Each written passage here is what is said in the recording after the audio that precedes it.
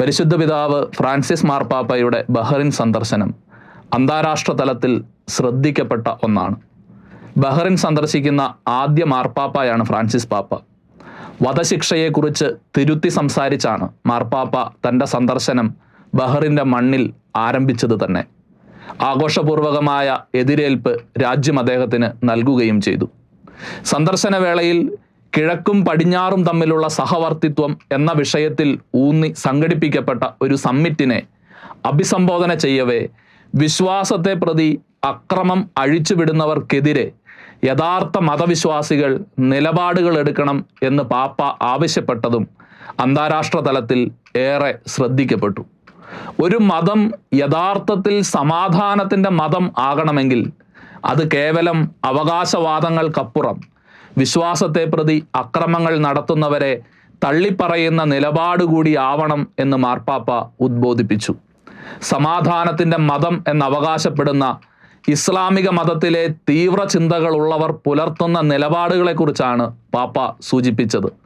ഉത്ഭവം മുതലുള്ള ചരിത്രത്തിലും ഇന്നും സമാനതകളില്ലാത്ത വിധം തുടരുന്ന ക്രൂരതകളുടെ ചരിത്രമാണ് സമാധാനത്തിൻ്റെ മതമെന്ന് അവകാശപ്പെടുന്നവർക്ക് ഉള്ളത്. മാർപ്പാപ്പ ചൂണ്ടിക്കാട്ടുന്ന ഈ യാഥാർത്ഥ്യത്തെ ആസ്പദമാക്കിയുള്ള സത്യാന്വേഷിയുടെ പുതിയ എപ്പിസോഡിലേക്ക് ഏവർക്കും സ്വാഗതം.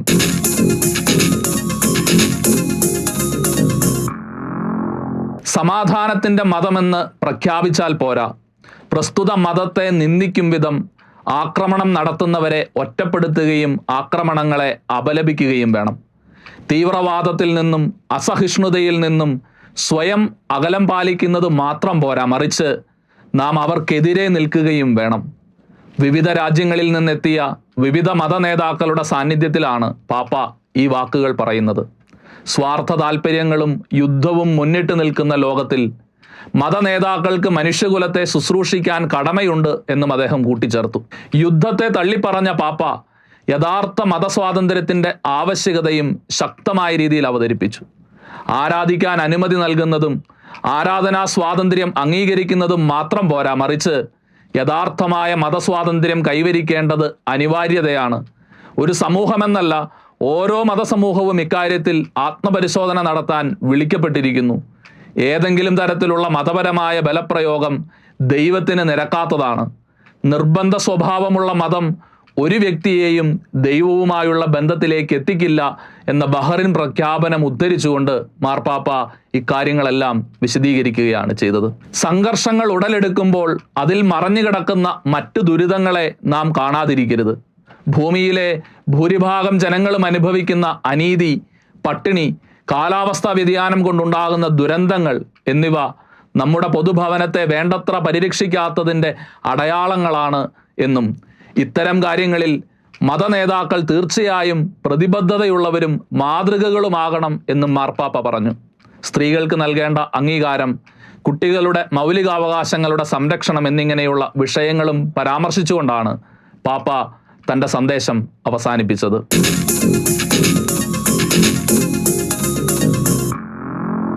ക്രിസ്തുവർഷം 500-നും 1000-നും ഇടയിൽ ലോകത്തിൻ്റെ ചരിത്രഗതിയെ തിരിച്ചുവിട്ട 2 വ്യക്തികളുണ്ടെന്ന് പറയാറുണ്ട്. അത് പടിഞ്ഞാറ് ചാൾസ് ദ ഗ്രേറ്റും കിഴക്ക് മുഹമ്മദ് നബിയുമാണ് എന്നാണ് പറയപ്പെടുക.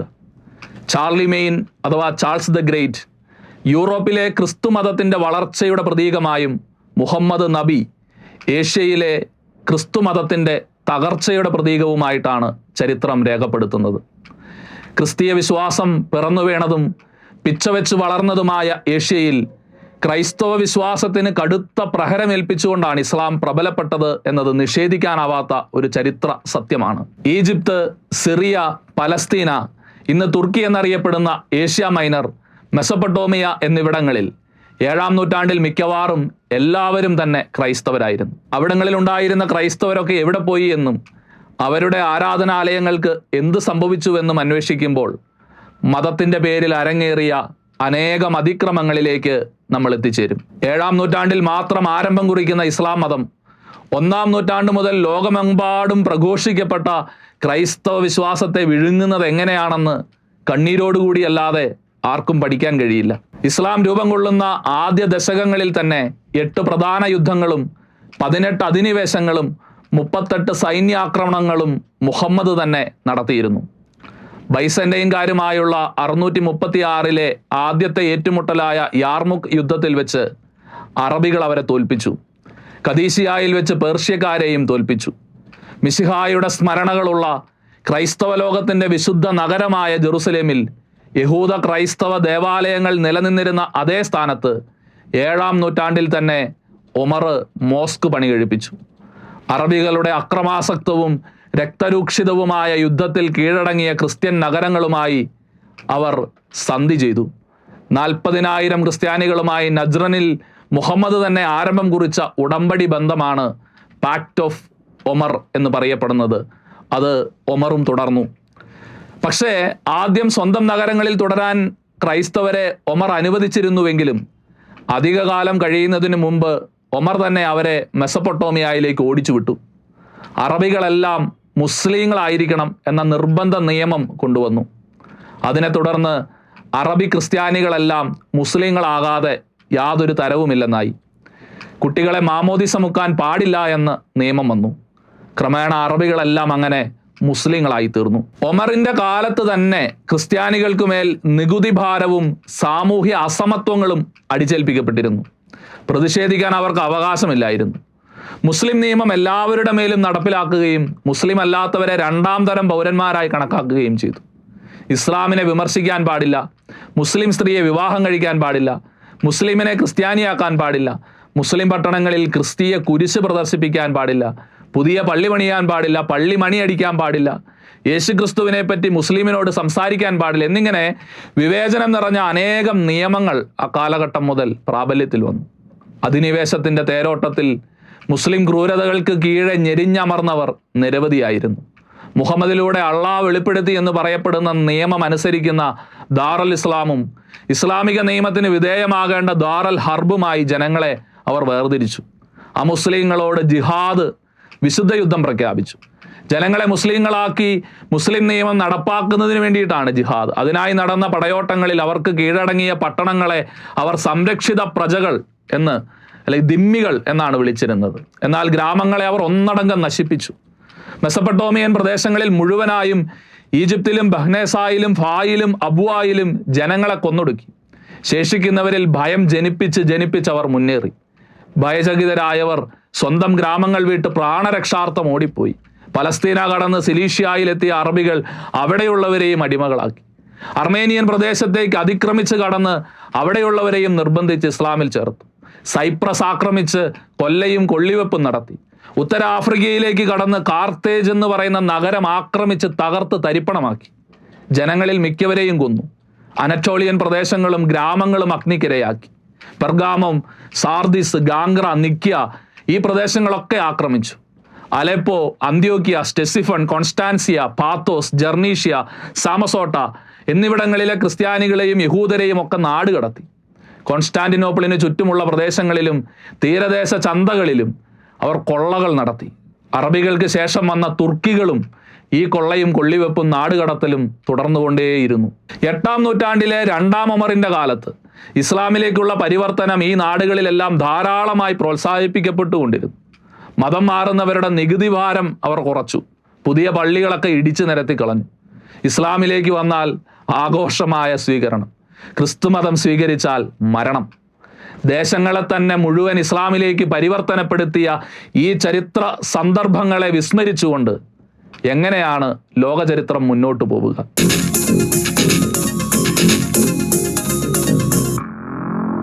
മധ്യപൂർവ്വ ദേശങ്ങളിൽ നടന്ന പടയോട്ടത്തിൻ്റെ ഭാഗമായി തന്നെയാണ് സ്പെയിനിലേക്കും അറബികൾ കടന്നു കയറിയത്. നാട്ടുകാരായ കൃഷിക്കാരെ അവർ യൂറോപ്യൻ നാടുകളിൽ അടിമകളാക്കി. തെക്കൻ സ്പെയിനിൽ താമസിച്ചുകൊണ്ട് അവിഞ്ഞോൺ വരെയുള്ള ഫ്രഞ്ച് പ്രദേശങ്ങളിലും കടന്നാക്രമണവും കൊള്ളയും അവർ നടത്തിക്കൊണ്ടിരുന്നു. നർബോൺ, സമോറ, ബെർസലോണ, കൊയിംബ്ര, ലെയോൺ, സാന്തിയാഗോ ദി കാമ്പോസ്റ്റെല്ല എന്നീ പ്രദേശങ്ങളും അവർ കീഴടക്കി. അവിടങ്ങളിലെല്ലാം കൊള്ളയടിച്ചു. മെഡിറ്ററേനിയൻ കടലിന് ചുറ്റുമുള്ള പ്രദേശങ്ങളും കൊള്ളയടിച്ചു. സൈപ്രസ്, കോസ്, റോദസ്, ക്രീറ്റ്, സിസിക്കൂസ് ഉപദ്വീപ് ഇങ്ങനെ ഇവയൊക്കെ മനുഷ്യവാസമില്ലാത്ത മരുഭൂമികളാക്കി മാറ്റി. ആഫ്രിക്കയുടെ വടക്ക് പടിഞ്ഞാറ് ഭാഗത്തുള്ള യഹൂദരെയും ക്രിസ്ത്യാനികളെയും നിർബന്ധിച്ച് ഇസ്ലാമിൽ ചേർത്തു. 8, 9, 10 നൂറ്റാണ്ടുകളിലൂടെ അരങ്ങേറിയ ദീർഘനാളുകൾ നീണ്ടുനിന്ന കൊള്ളയിലൂടെ സർദീനിയ, സിസിലി, തെക്കൻ ഇറ്റാലിയൻ, തെക്കൻ ഫ്രഞ്ച് പ്രദേശങ്ങളൊക്കെ അവർ വിജനമാക്കി തീർത്തു. ഈ പ്രദേശങ്ങളിലെല്ലാം ഉണ്ടായിരുന്ന ഭൂരിപക്ഷ ക്രിസ്ത്യാനികളുടെ അംഗസംഖ്യ കുറഞ്ഞ് സാവധാനം അവർ നാമാവശേഷമായി തീർന്നു. ഇസ്ലാമിൻ്റെ ചരിത്രത്തിൽ ആദ്യഘട്ടത്തിൽ അറബികളും രണ്ടാം ഘട്ടത്തിൽ പേർഷ്യക്കാരും പിന്നെ തുർക്കികളുമാണ് ഇസ്ലാമിനെ നിയന്ത്രിച്ചിരുന്നത്. അതിഭീകരമായ ക്രൂരതകൾ ലോകമെമ്പാടും തുടർന്നും അരങ്ങേറി. 1058 അന്ത്യോക്യായിലെ ഗ്രീക്കുകാരെയും അർമേനിയരെയും നിർബന്ധിച്ച് മുസ്ലിങ്ങളാക്കി മാറ്റി. സിറിയയിൽ മതം മാറാൻ വിസമ്മതിച്ച ക്രൈസ്തവരെ പള്ളിക്കകത്തിട്ട് ചുട്ടുകൊന്നു. 14-ാം നൂറ്റാണ്ടിൽ ക്രൈസ്തവ കുട്ടികളെ തട്ടിക്കൊണ്ടുപോയി കിരാതരായി വളർത്തുന്ന ദൗറുഷ്മെ സംവിധാനം ബാൾക്കൻ പ്രദേശങ്ങളിൽ നിലനിന്നിരുന്നു.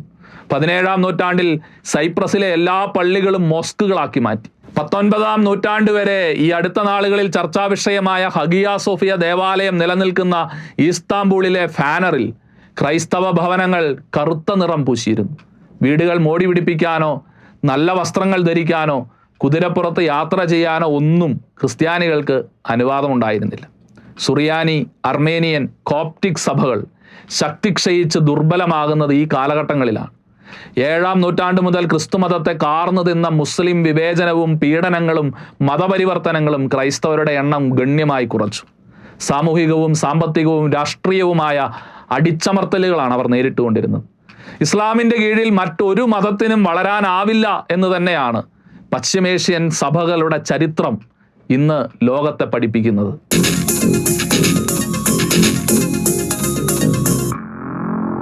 ഒന്നാം ലോകമഹായുദ്ധത്തിൻ്റെ തുടക്കത്തിൽ മുസ്ലിം ഓട്ടോമൻ സാമ്രാജ്യത്തിലുണ്ടായിരുന്ന അർമേനിയൻ ക്രൈസ്തവരെ കൂട്ടക്കൊല ചെയ്ത ദാരുണ സംഭവമാണ് അർമേനിയൻ വംശഹത്യ എന്നറിയപ്പെടുന്നത്. 1915 20 ലക്ഷത്തോളം അർമേനിയക്കാർ തുർക്കിയിലുണ്ടായിരുന്നു. അത് 22 ആയപ്പോഴേക്കും വെറും 7 വർഷങ്ങൾ കൊണ്ട് അവരുടെ എണ്ണം 4 ലക്ഷമായി കുറഞ്ഞു. 15 ലക്ഷത്തിലധികം അർമേനിയൻ ക്രൈസ്തവർ മുസ്ലിങ്ങളാൽ കൊല ചെയ്യപ്പെട്ടു.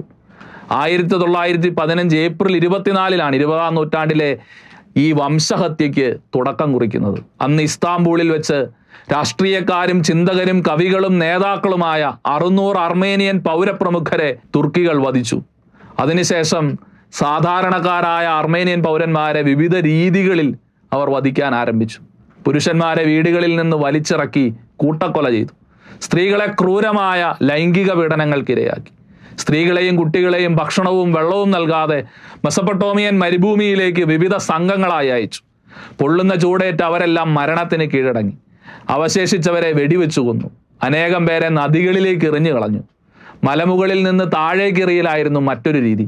കുറേ പേരെ കുരിശിൽ തറച്ചു കൊന്നു. പലരെയും ജീവനോടെ ദഹിപ്പിച്ചു. കുഞ്ഞുങ്ങളോടും വൃദ്ധരോടും പോലും ദാക്ഷിണ്യം കാണിച്ചില്ല. അങ്ങനെ വിവിധ രീതികളിലാണ് അർമേനിയൻ വംശഹത്യ അരങ്ങേറിയത്. 2015 ഏപ്രിൽ 12-ന് അർമേനിയൻ സഭാപ്രതിനിധികളെ അഭിസംബോധന ചെയ്തപ്പോൾ ഫ്രാൻസിസ് മാർപ്പാപ്പ പറഞ്ഞിരുന്നു, കഴിഞ്ഞ നൂറ്റാണ്ടിൽ 20-ാം നൂറ്റാണ്ടിൽ മനുഷ്യവംശം കടന്നുപോയ 3 ഭീകരതകളിൽ ആദ്യത്തേത് 20-ാം നൂറ്റാണ്ടിലെ ആദ്യ വംശഹത്യയായ അർമേനിയൻ കൂട്ടക്കൊലയാണ് എന്ന്. അതിൽ ആദ്യത്തെ ക്രൈസ്തവ രാജ്യമായ അർമേനിയയിലെ ക്രിസ്ത്യാനികൾ കത്തോലിക്കരും ഓർത്തഡോക്സുകാരും അസീറിയക്കാരും കൽദായരും ഗ്രീക്കുകാരും ഭീകരമാമിതം ആക്രമിക്കപ്പെട്ടിരുന്നു.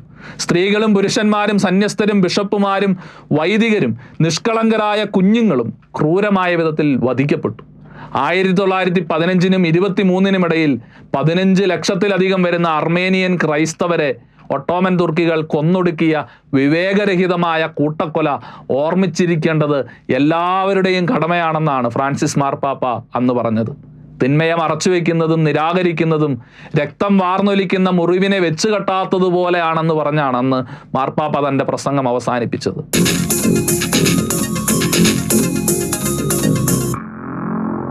ലോകത്തിലെ ഏറ്റവും പ്രാചീനമായ ക്രിസ്തീയ സമൂഹങ്ങളിൽ ഒന്നാണ് ഈജിപ്തിലേത്. ക്രിസ്തുവർഷം ആദ്യ ശതകത്തിൽ സുവിശേഷകനായ മർക്കോസാണ് ഈജിപ്തിൽ ക്രൈസ്തവ വിശ്വാസം കൊണ്ടുവന്നതെന്ന് കരുതപ്പെടുന്നു. 1-ാം നൂറ്റാണ്ടിൽ ആരംഭിച്ച ക്രിസ്തീയ വിശ്വാസം ആദ്യ നൂറ്റാണ്ടുകളിൽ വളരെയധികം ക്ലേശങ്ങൾ അനുഭവിക്കേണ്ടതായിട്ട് വന്നു. AD 639 മുതൽ 42 വരെ നടന്ന അറബ് കടന്നുകയറ്റത്തിന് ശേഷം എന്നും ഈജിപ്തിൽ ക്രിസ്ത്യാനികൾക്ക് ദുരിതകാലമാണ്. 21-ാം നൂറ്റാണ്ടിലും അതിൽ വലിയ മാറ്റമൊന്നും ഉണ്ടായിട്ടില്ല. ഈജിപ്തിലെ രണ്ടാമത്തെ വലിയ മതവിഭാഗമാണ് ക്രൈസ്തവരെങ്കിലും ജനസംഖ്യയുടെ 5% മാത്രമാണ് അവർ. ഇക്കാരണത്താൽ തന്നെ ഈജിപ്തിൽ തീവ്രവാദ ആക്രമണത്തിൽ നിരവധി ക്രൈസ്തവർ കൊല്ലപ്പെടുന്നുണ്ട്. പലർക്കും വാസസ്ഥലങ്ങൾ വിട്ട് ഓടിപ്പോകേണ്ടി വരുന്നു. സർക്കാരിൻ്റെ ഒത്താശയോടെ ദേവാലയങ്ങൾ അടച്ചുപൂട്ടപ്പെടുന്നു. പുതിയത് പണിയാൻ സർക്കാരിൽ നിന്ന് NOC ലഭിക്കുന്ന സാഹചര്യവും അവിടെയില്ല. ഒരു പുതിയ ക്രൈസ്തവ ദേവാലയം നിർമ്മിക്കണമെങ്കിൽ പ്രസിഡന്റിൻ്റെ പ്രത്യേക അനുവാദമാണ് അവിടെ ആവശ്യമുള്ളത്. 1952 മുതൽ ക്രിസ്ത്യാനികളെ രണ്ടാം തരം പൗരന്മാരായി കാണുന്ന ഒരു മനോഭാവം ഈജിപ്തിൽ നിലവിലുണ്ട്. മാറി വരുന്ന സർക്കാരുകളെ ആശ്രയിച്ചാണ് ഈജിപ്തിൽ ക്രൈസ്തവരുടെ മതസ്വാതന്ത്ര്യത്തിൻ്റെ തോതിന് ഏറ്റക്കുറച്ചിലുകൾ ഉണ്ടാകുന്നത്. ക്രൈസ്തവർക്ക് മുസ്ലിം മതത്തിലേക്ക് മാറുന്നതിന് എല്ലാവിധ പിന്തുണയും ലഭിക്കും. എന്നാൽ ക്രിസ്തു മതത്തിലേക്ക് പരിവർത്തനം ചെയ്യപ്പെടാൻ ആരെങ്കിലും ആഗ്രഹിച്ചാൽ അവരെ കാത്തിരിക്കുന്നത് ക്രൂര പീഡനങ്ങളാണ്. സ്റ്റേറ്റ് സ്കൂളുകളിൽ ക്രിസ്ത്യൻ കുട്ടികളും ഇസ്ലാം മതം നിർബന്ധിതമായി പഠിക്കേണ്ടിയിരിക്കുന്നു. കോപ്റ്റിക് ക്രൈസ്തവരാണ് അവിടെ കൂടുതലായും ഭീകര സംഘടനകളുടെയും മുസ്ലിം തീവ്രവാദികളുടെയും ആക്രമണങ്ങൾക്ക് വിധേയമാകുന്നത്. 2019 ദ വാൾ സ്ട്രീറ്റ് ജേണൽ ഇക്കാര്യം റിപ്പോർട്ട് ചെയ്തിരുന്നു. ഈജിപ്തിൽ ക്രൈസ്തവർക്ക് കൂടുതൽ പള്ളികൾ പണിയാൻ അനുമതി കൊടുക്കുന്നതിനെതിരെ മുസ്ലിങ്ങൾ പ്രക്ഷോഭം നടത്തുന്നുണ്ട്. പള്ളിക്കെതിരെ മുസ്ലിങ്ങൾ നടത്തുന്ന പ്രതിഷേധം പലപ്പോഴും അക്രമാസക്തവുമാകാറുണ്ട്. 2018 പള്ളികൾക്ക് അനുമതി ലഭിക്കുന്നതിനുള്ള വ്യവസ്ഥകൾ ഈജിപ്ത് ഭരണകൂടം കൂടുതൽ ഉദാരമാക്കിയിരുന്നു. മുൻകാല പ്രാബല്യത്തോടെ പള്ളികൾക്ക് അംഗീകാരം നേടുന്നതിന് ഇതുവഴി സാധിക്കുകയും ചെയ്യുമായിരുന്നു. എന്നാൽ പ്രകാരം കൂടുതൽ പള്ളികൾ ക്രൈസ്തവർ നിർമ്മിക്കുന്നതിനെതിരെ മുസ്ലിങ്ങൾ പ്രതിഷേധവുമായി രംഗത്തെത്തി. ആൾക്കൂട്ടങ്ങളായി സംഘടിച്ച് വലിയ പ്രതിഷേധങ്ങൾ അവർ നടത്തും. 2020 വേൾഡ് വാച്ചിന്റെ റിപ്പോർട്ട് അനുസരിച്ച് ഒരു വർഷത്തിനുള്ളിൽ ആയിരക്കണക്കിന് ദേവാലയങ്ങളാണ് ഔദ്യോഗിക അംഗീകാരത്തിനായി കാത്തിരിക്കുന്നത്. ഡസൻ കണക്കിന് ദേവാലയങ്ങൾക്ക് നേരെ അതേസമയം അവിടെ ആക്രമണങ്ങൾ ഉണ്ടാവുകയും ചെയ്യുന്നു.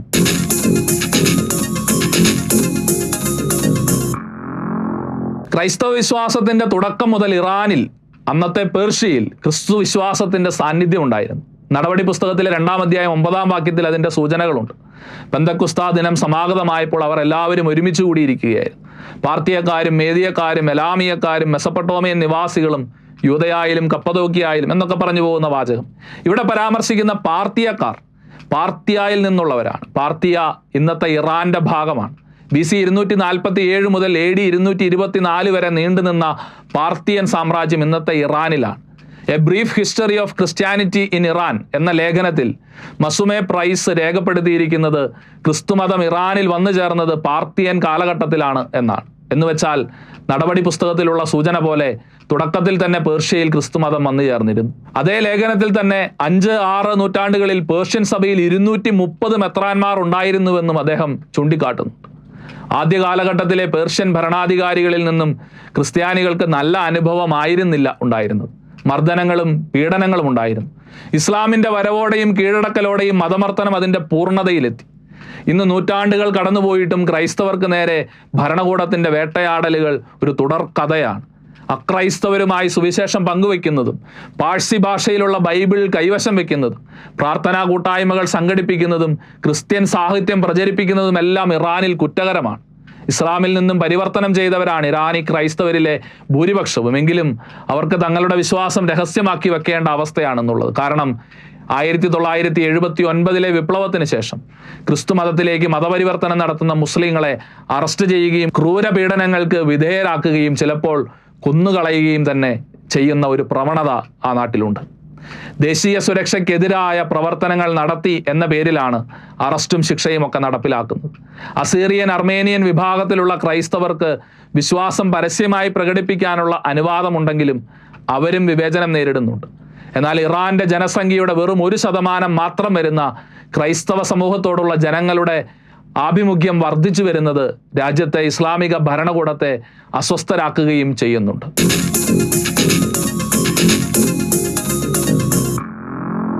ക്രൈസ്തവ വിശ്വാസത്തിന്റെ തുടക്കം മുതൽ അത് സിറിയയിലെത്തിയിരുന്നു. നടപടി പുസ്തകത്തിന്റെ 9-ാം അധ്യായത്തിൽ വിശുദ്ധ പൗലോസ് ക്രിസ്തുമാർഗം സ്വീകരിച്ച സ്ത്രീ പുരുഷന്മാരിൽ ആരെ കണ്ടാലും അവരെ ബന്ധനസ്ഥരാക്കി ജെറുസലേമിലേക്ക് കൊണ്ടുവരാൻ ദമാസ്കസിലെ സെനഗോഗുകളിലേക്കുള്ള അധികാരപത്രങ്ങൾ ആവശ്യപ്പെടുന്നുണ്ട്. അവൻ യാത്ര ചെയ്ത് ദമാസ്കസിനെ സമീപിച്ചപ്പോൾ പെട്ടെന്ന് ആകാശത്ത് നിന്നൊരു മിന്നലൊളി അവൻ്റെ മേൽ പതിച്ചു. ഈ പറയുന്ന ദമാസ്കസ് സിറിയയിലാണ്. അപ്പോൾ ആദ്യം മുതലേ ക്രൈസ്തവ വിശ്വാസികൾ ഉണ്ടായിരുന്ന ഇടമായിരുന്നു സിറിയ എന്നത് തീർച്ചയാണ്. ക്രിസ്ത്യാനികളുടെ ഏറ്റവും വലിയ കേന്ദ്രങ്ങളിൽ ഒന്നായി ദമാസ്കസ് വളർന്നു വന്നു. സിറിയയിൽ നിന്ന് കത്തോലിക്കാ സഭയിൽ പല മാർപ്പാപ്പമാരുണ്ടായി. വിശുദ്ധ ഗ്രിഗറി മൂന്നാമനായിരുന്നു അവരിൽ ഒടുവിലത്തേത്. 9-ാം നൂറ്റാണ്ടായപ്പോഴേക്കും സിറിയയിൽ ഇസ്ലാം മേധാവിത്വം പുലർത്താൻ ആരംഭിച്ചു. 9-ാം നൂറ്റാണ്ടിൽ വളരെയേറെ ക്രിസ്ത്യൻ പള്ളികൾ മോസ്കാക്കി മാറ്റിയതായി ചരിത്രകാരന്മാർ രേഖപ്പെടുത്തുന്നുണ്ട്. 900 ആയപ്പോഴേക്കും ജനസംഖ്യയിൽ പകുതിയോളം ഇസ്ലാം മതവിശ്വാസികളായി. 12-ാം നൂറ്റാണ്ടിൽ അലെപ്പോ കത്തീഡ്രൽ ദേവാലയം മുസ്ലിങ്ങൾ മോസ്കാക്കി മാറ്റി. 12-ാം നൂറ്റാണ്ടിൽ തന്നെ അലെപ്പോ പട്ടണത്തിലെ മറ്റ് 3 ക്രിസ്ത്യൻ പള്ളികൾ കൂടി മോസ്കുകളായി മാറി. സിറിയയിലെ ക്രൈസ്തവർ ആഴമായ വിശ്വാസ ജീവിതം നയിക്കുന്നവരാണ്. നിങ്ങൾക്ക് ഞങ്ങളുടെ കഴുത്തറുത്തെടുക്കാം, ഞങ്ങളുടെ ദേവാലയങ്ങൾ ചുട്ടരിക്കാം, പക്ഷെ ഞങ്ങളുടെ സ്വർഗം നിങ്ങൾക്ക് അടർത്തി മാറ്റാനാവില്ല. ഞങ്ങൾ മരിക്കുമ്പോൾ യഥാർത്ഥത്തിൽ ഞങ്ങൾ മരിക്കുന്നില്ല, ദൈവരാജ്യത്തിലേക്ക് പ്രവേശിക്കുകയാണ് എന്ന വിശ്വാസത്തിലാണ് അവിടെ ഓരോ ക്രൈസ്തവനും ജീവിക്കുന്നത്. മറ്റ് പശ്ചിമേഷ്യൻ രാജ്യങ്ങളുമായി താരതമ്യപ്പെടുത്തുമ്പോൾ മതപരമായ കൂട്ടക്കൊലകൾ കുറവ് സംഭവിച്ച രാജ്യമാണ് സിറിയ. പക്ഷേ 2011 സിറിയയിൽ ആരംഭിച്ച ആഭ്യന്തര യുദ്ധത്തോടെ സിറിയയിലെ ക്രൈസ്തവരുടെ ദുരിതം ഒരിക്കലും അവസാനിക്കാത്ത ഒരു ദുരന്തമായി മാറി. ആഭ്യന്തര കലാപം പൊട്ടിപ്പുറപ്പെട്ടതിനെ തുടർന്ന് രാജ്യത്തെ ക്രൈസ്തവർ കൊടിയ പീഡനങ്ങൾക്കാണ് ഇരയായത്. ആയിരക്കണക്കിന് ക്രൈസ്തവർ ഇക്കാലയളവിൽ അവിടെ നിന്ന് പലായനം ചെയ്തു. അതേ തുടർന്ന് ക്രൈസ്തവ ജനസംഖ്യ സിറിയയിൽ 10% താഴെ എത്തിച്ചേരുകയും ചെയ്തു.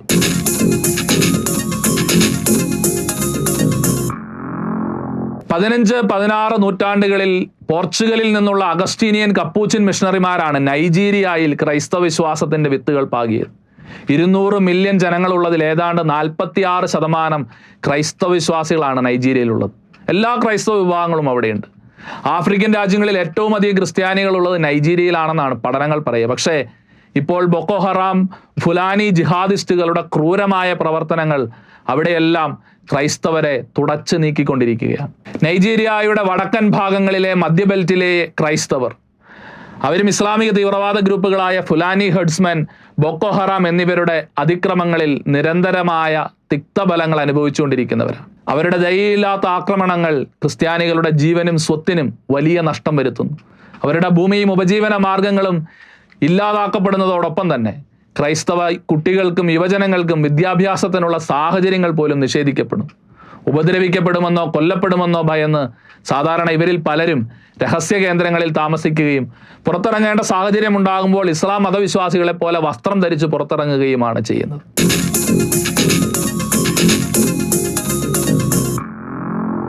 എത്യോപ്യയിൽ രാജ്യത്തിന്റെ മൊത്തം ജനസംഖ്യയിൽ ഇപ്പോഴും ക്രിസ്ത്യാനികളാണ് ഭൂരിപക്ഷമെന്ന് കണക്കുകൾ പറയുന്നു.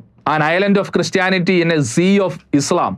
ഇസ്ലാമാകുന്ന കടലിലെ ഒരു ദ്വീപാണ് എത്യോപ്യൻ ക്രിസ്ത്യൻ രാജ്യമെന്നാണ് ബ്രിട്ടാനിക്ക എൻസൈക്ലോപീഡിയ എത്യോപ്യയെ വിശേഷിപ്പിക്കുന്നത്. ചുറ്റുമുള്ള രാജ്യങ്ങളെല്ലാം തന്നെ ഇസ്ലാമിക രാജ്യങ്ങളായതുകൊണ്ടായിരിക്കണം ഇത്തരമൊരു വിശേഷണം എത്യോപ്യയിൽ നിലനിൽക്കുന്നത്.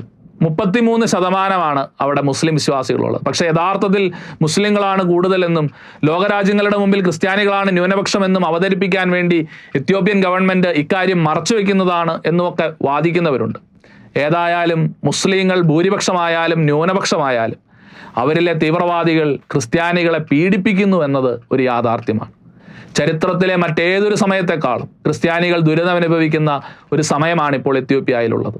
ക്രിസ്തുവിൽ വിശ്വസിക്കുന്നുവെന്ന ഒറ്റ കാരണത്താൽ അനേകം വിശ്വാസികൾ പീഡിപ്പിക്കപ്പെടുകയാണ്, അനധികൃതമായി ജയിലിൽ അടയ്ക്കപ്പെടുകയാണ്, ആനുകൂല്യങ്ങളിൽ നിന്ന് അവർ മാറ്റി നിർത്തപ്പെടുകയാണ്, അന്യായമായ ആക്രമണങ്ങൾക്ക് അവർ ഇരയാവുകയാണ്, സ്വന്തം നാട്ടിൽ നിന്ന് പോലും അവർ നാട് കടത്തപ്പെടുകയും ചെയ്യുന്നു. എത്യോപ്യയിൽ മുസ്ലിം തീവ്രവാദികളുടെ പ്രധാന ഇരകൾ ക്രിസ്ത്യാനികളാണ്. 2019 രാജ്യത്ത് മുൻ വർഷങ്ങളെക്കാൾ വർഗീയ അതിക്രമങ്ങൾ വർദ്ധിച്ചിട്ടുണ്ട്. ഇത് ദശലക്ഷക്കണക്കിന് ആളുകളെ നാട് കടത്തുന്നതിലേക്കും അവരെ സമൂഹത്തിൽ നിന്ന് പോലും പുറത്താക്കുന്നതിലേക്കുമൊക്കെ നയിച്ചിട്ടുണ്ട്. ഒഗാഡൻ പോലുള്ള ചില പ്രദേശങ്ങളിൽ മുസ്ലിങ്ങൾ ക്രിസ്ത്യൻ ദേവാലയങ്ങൾ ആക്രമിക്കുന്നുണ്ട്. ചിലയിടങ്ങളിൽ അവർ താമസിക്കുന്ന സ്ഥലത്തെ ആശ്രയിച്ചാണ് ആക്രമണത്തിൻ്റെ തീവ്രത ഏറിയും കുറഞ്ഞുമൊക്കെ ഇരിക്കുന്നത്. പ്രധാനമായും മുസ്ലിങ്ങൾ കൂടുതലുള്ള ഗ്രാമീണ സമൂഹങ്ങളിൽ താമസിക്കുന്ന ക്രിസ്ത്യാനികൾക്ക് സാമുദായികമായ വിലക്കുകൾ പോലും ഏർപ്പെടുത്തപ്പെട്ടിട്ടുണ്ട്. ഒപ്പം മുസ്ലിം തീവ്രവാദികളുടെ ആക്രമണത്തിന് അവർ ഇരയാവുകയും ചെയ്യും. മുസ്ലിം പശ്ചാത്തലത്തിലുള്ള ക്രിസ്ത്യാനികൾ അവരുടെ കുടുംബങ്ങളിൽ നിന്നും സമൂഹങ്ങളിൽ നിന്നും വളരെയധികം സമ്മർദ്ദങ്ങൾ നേരിടുകയും ചെയ്യുന്നു.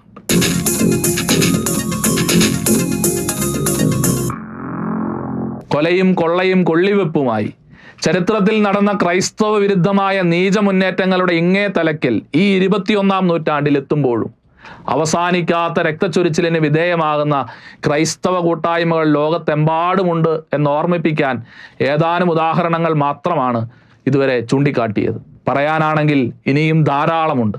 അൽ-അക്സയും ഡോം ഓഫ് ദ റോക്കും ഒക്കെ ചരിത്രത്തിൽ ക്രൈസ്തവർ നേരിട്ട ക്രൂരമായ സാമ്രാജ്യത്വ അധിനിവേശത്തിൻ്റെ ഓർമ്മകളാണ്. UK-യിലും ഗ്രീസിലും ജർമ്മനിയിലും നെതർലൻഡിലും ഇറ്റലിയിലും പാരീസിലും അമേരിക്കയിലും സ്വീഡനിലും ഹംഗറിയിലും ബൾഗേറിയയിലും സ്പെയിനിലും ബെൽജിയത്തും ഡെൻമാർക്കിലും സെർബിയയിലും ഓസ്ട്രേലിയയിലും ഒക്കെ അരങ്ങേറുന്ന ആക്രമണങ്ങളും ലോകജനതയ്ക്ക് അവഗണിച്ചു തള്ളാൻ കഴിയില്ല.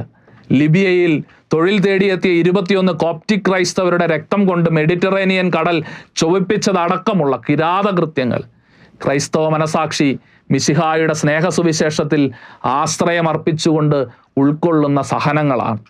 ആയുധം കൊണ്ട് പ്രതിരോധിക്കുന്നില്ലെങ്കിലും സത്യത്തിൻ്റെ ശബ്ദത്തെ, ചരിത്രത്തെ ഇല്ലാതാക്കാൻ ക്രൈസ്തവ ലോകം സമ്മതിക്കില്ല എന്ന ഓർമ്മപ്പെടുത്തലാണ് പരിശുദ്ധ പിതാവ് ഫ്രാൻസിസ് മാർപ്പാപ്പ ബഹ്റൈനിൽ നടത്തിയത്. ഒരു മതം യഥാർത്ഥത്തിൽ സമാധാനത്തിൻ്റെ മതമാകണമെങ്കിൽ അത് കേവലം അവകാശവാദങ്ങൾക്കപ്പുറം വിശ്വാസത്തെ പ്രതി അക്രമങ്ങൾ നടത്തുന്നവരെ തള്ളിപ്പറയുന്ന നിലപാടുകൂടിയാവണം എന്ന്. സത്യാന്വേഷിയുടെ ഈ എപ്പിസോഡ് ഇവിടെ പൂർണ്ണമാകുന്നു.